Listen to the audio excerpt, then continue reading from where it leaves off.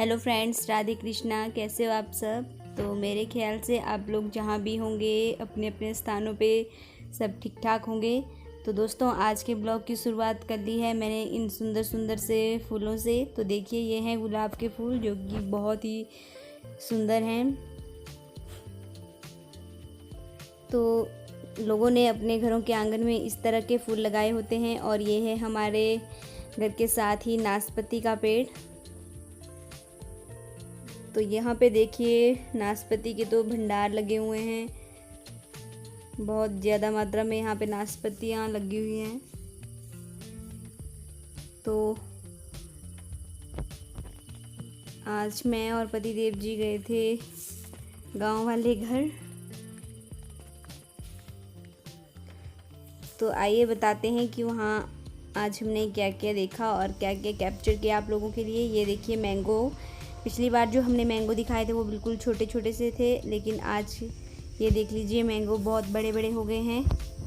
बस इनको अब पकने की ही देर है, बाकी फिर ये खाने को हो जाएंगे। तो हमारे हिमाचल में सब कुछ जो है मिलता है। हर एक घर में आपको हर प्रकार की चीज़ें, खाने पीने की चीज़ें, फलों से लेकर अनाज तक सब कुछ मिलेगा। तो आज के ब्लॉग में मैं बना रही हूँ घिये के कोफ्ते। तो आइए मैं दिखाती हूँ आपको। तो ये देखिए, मैं अपने सब्सक्राइबर के लिए लेके आई हूँ लौकी के कोफ्ते। तो ये देखिए, सबसे पहले आपने जो है लौकी को कद्दूकस कर लेना है अच्छी तरह से। और मैं एक बात बता दूँ, ये जो घिया है ये हमारे अपने ही खेतों का है, जो उस दिन हम काट कर लाए थे। तो कद्दूकस करने के बाद इसका जो है रस आपने अच्छी तरह से निकाल लेना है। जो भी इसके अंदर से जो भी पानी निकलेगा वो उसको साइड कर लेना है। और इसमें आपने बेसन, मसाले जो भी हैं वो डालने हैं, जो भी आपके पास मटेरियल है, और इनको अच्छी तरह से आपने मैश कर लेना है। यहाँ पे मैं आपको दिखा दूँ, ये देख लीजिए घिया है जिसको मैंने कद्दूकस किया है। मसाले डाले, मिर्ची पाउडर, सूखा धनिया पाउडर, गरम मसाले।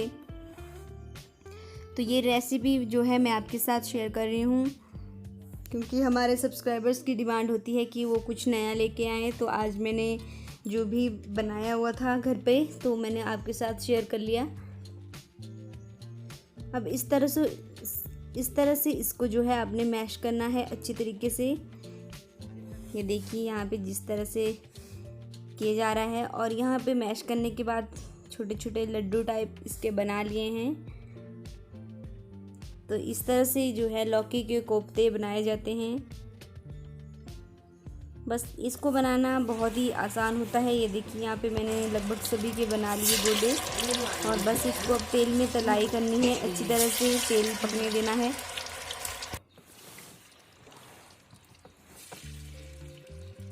तो जिनका भी मन है कोफ्ते खाने का तो वो खा सकते हैं, बड़े अच्छी तरीके से बना सकते हैं और जल्दी से बन भी जाते हैं। इसको बनाने में कोई भी ज़्यादा टाइम नहीं लगता, सिर्फ आपके 10 मिनट लगेंगे। और यहाँ पे देखिए मेरी जो रेसिपी है बिल्कुल तैयार हो चुकी है। तो आप चाहो तो इसको चटनी के साथ भी खा सकते हो। अगर आपने टमाटर की ग्रेवी बनानी है तो आप वो भी बना सकते हो। तो यहाँ पे मैं इनको टमाटर की ग्रेवी में ही डालूँगी। तो सबसे पहले टमाटर की आपने अच्छी तरह से ग्रेवी बना लेनी है। टमाटर को अच्छी तरह से मैश कर लेना है, जो भी आपके पास तड़का बनाया हुआ है। तो यहाँ पे मैंने टमाटर को अच्छी तरह से बना लिया है, जो भी इसकी ग्रेवी थी। टमाटर की इसमें कोई भी छिलके नहीं छोड़ने हैं। इसको अच्छी तरह से बारीक बना लेना है और अपने जो भी कोफ्ते हैं उनको इसमें डाल देना है। अच्छी तरह से इसको मिला लेना है और ये आपके कोफ्ते हो जाएंगे बिल्कुल तैयार। ऐसा नहीं है कि अगर आपने ग्रेवी नहीं बनानी है तो आप इसको चटनी के साथ भी इंजॉय कर सकते हो। तो ये हमारे कोफ्ते हो गए हैं तैयार। ये हम नीचे गांव में आ गए हैं और हमारी क्यारियों में देखिए सब्जियां लग गई हैं और खीरे भी, ये आप देख सकते हो। यहाँ पे ये देख सकते हो आप, सब्जियां लगी हुई हैं और खीरे यहाँ पे। तो ये एक शेड सा बनाया हुआ है ताकि जो बेल है वो अच्छी तरह से ऊपर जाए, नीचे को झुके ना, ताकि जो सब्जियां और ये खीरे वगैरह लग रहे हैं इन पे नुकसान ना हो और ये हेल्थ वाइज भी अच्छे बने रहे। और ये हमारा सेब का बूटा है, देखिए बड़ा हो गया है। अब काफ़ी केयर की है इसकी हमने, तो शायद बहुत ही जल्द ये भी अपने फ्रूट्स देना स्टार्ट कर देगा। तो कितना प्यारा लग रहा है ये, और इसकी ग्रोथ डे बाय डे काफ़ी अच्छी हो रही है। तो हम लोगों ने आपको नाशपाती और सेब का पेड़ तो दिखा दिया। एक यहाँ हमारे घर के पास लगी है एक बहुत ही बहुमूल्य चीज़, तो ये है एलुआ। इसका जो है अचार भी पड़ता है जब ये फलियाँ सूख जाती है। तो ये देखिए इस तरह से फलियाँ टाइप इसमें लगती है, और येलो कलर का फूल होता है इसमें, और ये पत्ते इस तरह के होते हैं। तो जब ये फलियाँ सूख जाएगी तो इसके अंदर से दाने दाने निकलते हैं जिनका अचार बनाया जाता है। और ये नाशपाती का पेड़ जो कि पापा ने इसकी अच्छी तरह से कटाई कर ली है, तो अगले बारी ये बहुत ही अच्छा बन जाएगा और अच्छे फल देना शुरू कर देगा। वैसे भी इसमें थोड़ी थोड़ी नाशपातियाँ लगी हुई है। और ये हमारे खेतों की एक सुंदर सी झलक। तो ये देखिए स्ट्रॉबेरी, इसने भी 3-4 दिन बाद ये अपनी फसल दे देती है। स्ट्रॉबेरी यहाँ पे पक जाती है तो हम उसको निकाल लेते हैं। और ये आसपास का हमारा व्यू है। तो ये देखिए हरियाली ही हरियाली है यहाँ पे, इसको छोड़ने का मन ही नहीं करता। बल्कि शहरों में रहने वाले लोग तो आजकल यही सोचते हैं कि हम लोग भी ऐसे इस तरह से जाएं, घूमें। तो ये अरबी के पत्ते हैं। तो रास्ते में हम लोग वापसी घर जा रहे थे, तो ये हमें अपने लोगों के खेतों में लगे हुए दिखाई दिए, तो मैंने इनको भी आपके लिए कैप्चर कर लिया।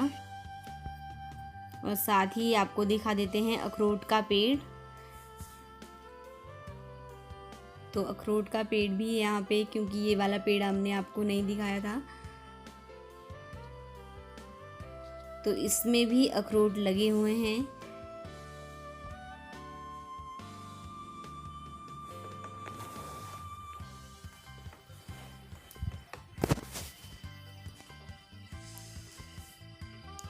तो यहाँ पे अगर आपको दिखाई दे रहा होगा तो यहाँ पे देखिए नाशपाती के जैसे छोटे छोटे अखरोट लगे हुए हैं, ग्रीन ग्रीन कलर के गोले गोले जैसे, जैसे नाशपाती होती है। तो हिमाचल के लोग तो बहुत ही ज़्यादा मेहनती होते हैं, ये आपको पता लग ही गया होगा। और ये हमारे गांव के पास एक छोटी सी गुड़िया, ये तैयार हो रही थी, कहीं जा रही थी, तो मैंने इसको भी कैप्चर कर लिया।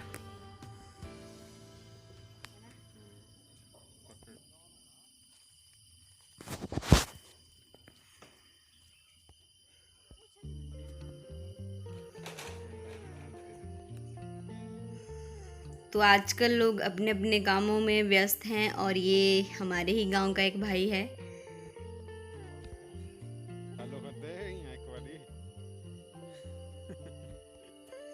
तो यहाँ पे मैं आपको एक और चीज़ दिखा दूँ, ये है आम, और आम के पीसेस काट के इनकी बुकड़ियाँ बनाई गई हैं। तो ये जो इसके पीसेस बनाए हैं इनको धूप में सुखाना पड़ता है, और जब ये सुखा के अच्छी तरह से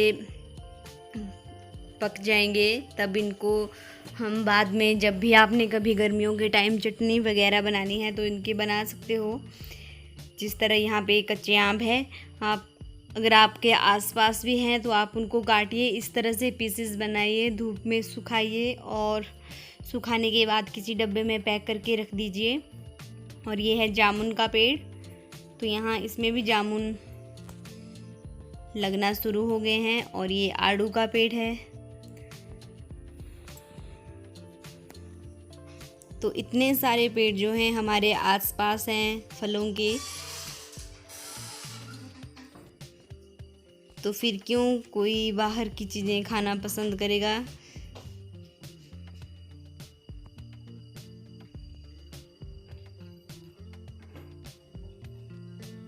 तो इस वाली नाशपाती के पेड़ में तो हद ही है, बहुत ज़्यादा नाशपातियाँ लगी हुई हैं। तो नाशपातियाँ देख ली तो अब खाने का मन भी है। और ये मैं आपको बता दूँ, ये है झाड़ू बनाने वाला पौधा। तो ये नारियल के पेड़ के जैसा होता है, तो इसके झाड़ू बनाए जाते हैं। और यहाँ पे जब मेरे को दिख ही गई थी तो मैंने ले भी ली। तो ये देखिए कितनी बड़ी बड़ी हो गई हैं ये नाशपातियाँ। तो ये भी सेहत के लिए अच्छी रहती है, तो आप लोग भी खाइए। इससे जो है पेट की कोई भी समस्या हो तो आप इसको चबाइए, अच्छी तरह से खाइए। और डॉक्टर भी कहते हैं कि हर रोज़ दिन में एक नाशपाती खानी चाहिए। और यहाँ पे मैंने फ्राइड राइस बनाए थे, तो ये भी आपके साथ शेयर कर लूँ। और आज मेरे साथ एक अनोखी चीज़ हुई।